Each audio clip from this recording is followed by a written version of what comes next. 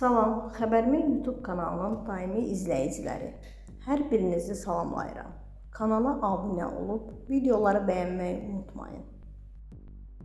Səhəri acı xəbərlə açdıq. Şuşa Dövlət Musiqili Dram Teatrının direktoru, əməkdar artist Yadigar Muradov vəfat edib. Oxu24.com xəbər verir ki, bu barədə teatrın sosial media hesabında paylaşım edilib.